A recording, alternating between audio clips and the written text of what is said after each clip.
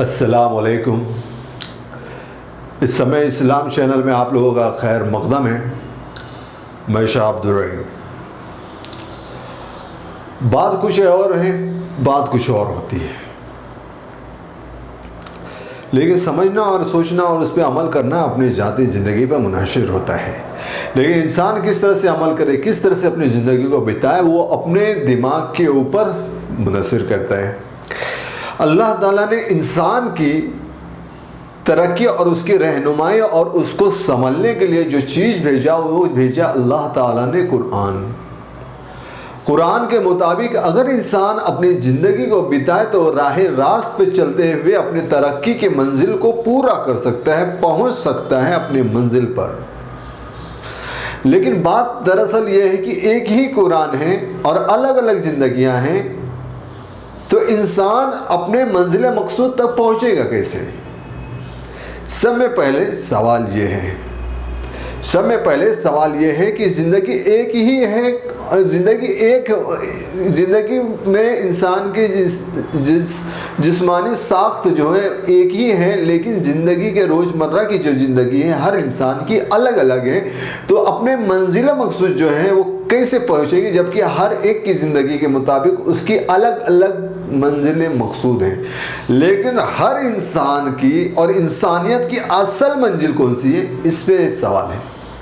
तो अल्लाह ने कहा मैसर, और उसके बाद मैसर में क्या चाहिए? मेरी खुशनुदी, मेरे मुताबिक अमल, उसके बाद जो जजा होगी सजा होगी।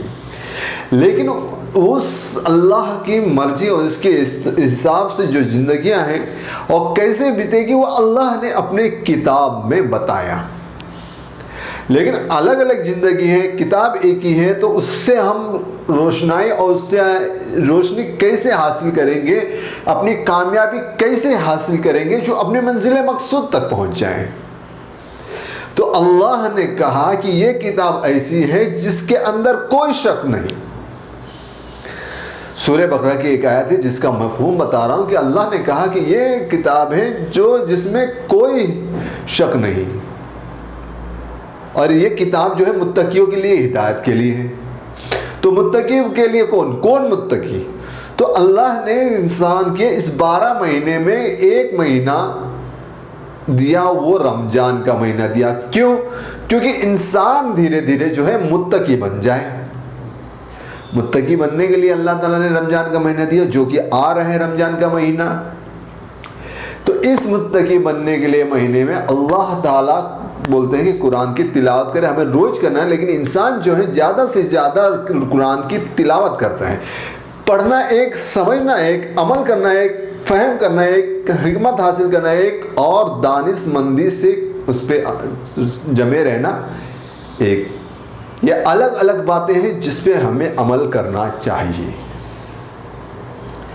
तो ये कुरान को अमल करते हुए अपने मंजिल मकसूद पे पहुंचने के लिए जो काम है इंसान हिस्से में लेगा अपने, उस कुरान को अपने अमल में लेने के लिए दानिशमंदी का इस्तेमाल करना पड़ेगा। किसका? दानिशमंदी, या उस पर सोचना पड़ेगा। सोच से ही एक नतीजा निकलता है। अपने ताकत के हिसाब से इंसान सोचता है। पहली क्लास, पहले दर्जे का जो तालिब इल्म रहेगा वो पहले स्टैंडर्ड के हिसाब से सोचेगा, जो दूसरी में रहेगा वो दूसरे, और जो आला दर्जे में रहेगा, जो हाई स्टैंडर्ड क्लास का स्टूडेंट रहेगा, वो उस हिसाब से सोचेगा। तो ये स्टैंडर्ड कैसे बढ़ेंगे? कुरान पे अमल करके जैसे जैसे हमारा अमल होगा वैसे वैसे हमारा स्टैंडर्ड बढ़ते जाएगा, और उस तरह से अल्लाह ताला के कुरान के इल्म हमारे दिमाग में उतरते जाएंगे, और उसके बाद हमें हिकमत सूझेगी कि हम उसको, हिकमत को किस तरह से इस्तेमाल करते हुए आगे बढ़ें। हिकमत अल्लाह की तरफ से दी जाती है। दानिशमंदी कब होती है? जब हम फ़हम के ऊपर अमल करने लगते हैं, तो उसके तजुर्बात से, चाहे अच्छा हो या बुरा हो, हमें दानिशमंदी हासिल होने, उसके बाद जो है हिकमत अल्लाह अपनी तरफ से देते हैं।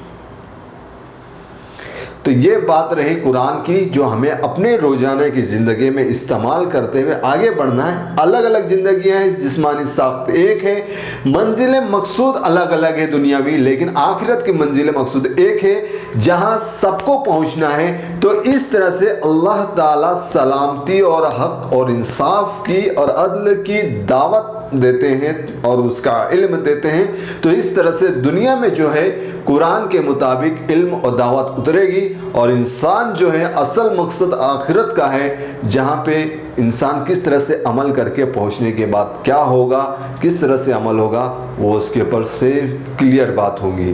तो दुनियावी भी दारो मदार और मकसद के हिसाब से अपने आप को सुधारेगा और आखिरत के हिसाब से भी सुधरेगा।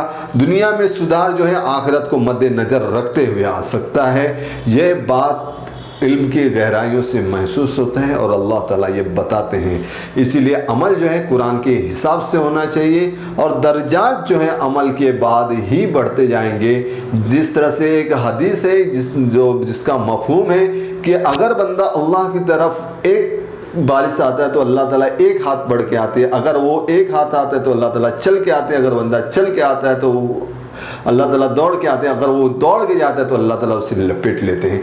इस तरह से कुछ हदीस है, उसका मफहूम है, तो हमें उसे अपने जहन में रखते हुए आगे चलना है।